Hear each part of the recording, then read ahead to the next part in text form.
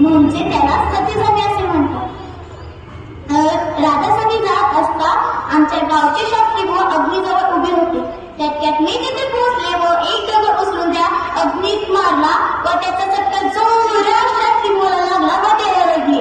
तेव्हा मी म्हटलं, तुम्ही राधा जिवंत झाली असता तिला किती आत्ता होईल? मग मी धावत धावत जाऊन कोतवाला बोलून आणले व सती जाण्यास थांबले. मग शास्त्री